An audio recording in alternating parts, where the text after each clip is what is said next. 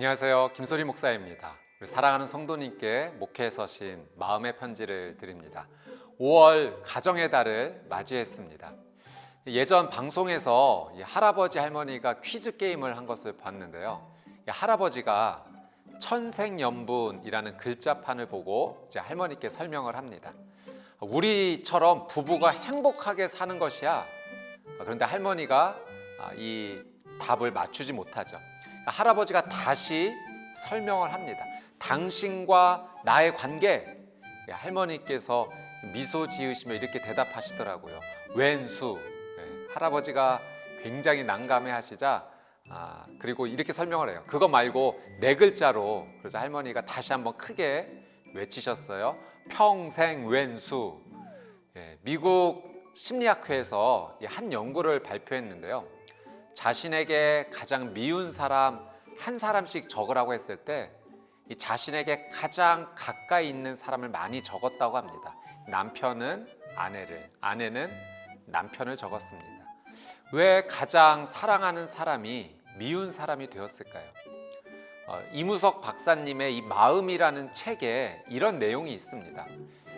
가장 가까운 사랑의 대상이 미움의 대상으로 바뀌는 이유는 사랑하다 보니 기대가 높아진다는 것이다. 그래서 그 기대에 못 미치면 기대의 마음이 실망의 마음으로 바뀐다. 함께 살아온 세월이 많을수록 섭섭한 일이 그만큼 많아지는 것이다.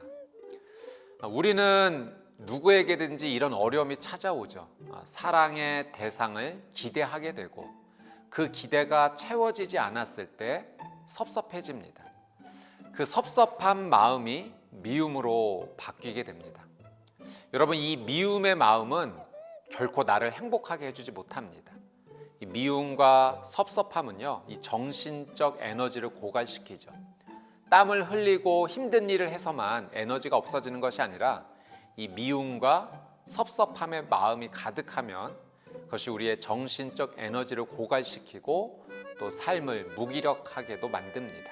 그래서 우리는 이 미움과 섭섭함의 문제를 반드시 해결해야 합니다.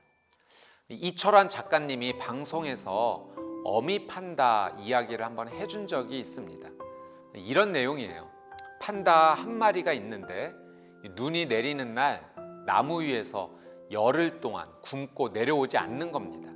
이 지나가는 동물 친구들이 그 모습을 보면서 너무 미련하다라고 얘기하는 거죠. 난 판다를 이해할 수 없어. 왜 며칠씩 굶으며 나무 위에만 있는지 모르겠어. 모두 다 한마디씩 합니다. 그때 토끼가 이렇게 말을 해요. 판다의 상처를 모르면서 이해할 수 없다라고 하면 안 되는 거야.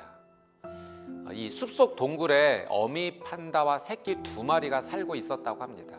이 어미 판다는 이 새끼를 위해 먹이를 구하러 나가야 하지만 나갈 수가 없는 거죠. 먹이를 구하러 나가는 순간 그 하얀 눈에 찍힌 자기 발자국을 보고 사냥꾼이 동굴에 들어와 자기 새끼를 해칠 거라는 걸 알고 있기 때문입니다.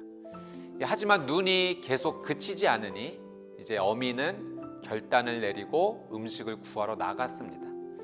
어미 판다가 재빨리 먹이를 구해 다시 동굴로 돌아왔지만 이 자신의 발자국을 따라 2개의 사람 발자국이 있는 것을 봅니다. 그리고 새끼가 온데간데 없이 사라졌죠.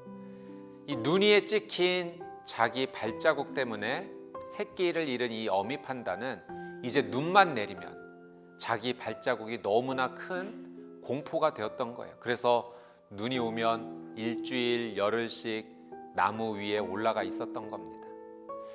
난 너를 이해할 수 없어. 우리는 이 말을 쉽게 합니다. 겉으로만 보면 그 사람을 이해할 수 없죠. 그러나 상대의 입장과 마음을 이해하면 난 너를 이해할 수 없어. 이 말 대신에 그럴 수도 있겠구나 말할 수 있습니다. 잠언 16장 24절 말씀이에요. 기분 좋은 말은 꿀송이 같아서 영혼을 즐겁게 하고 아픈 뼈를 고치는 힘이 된다.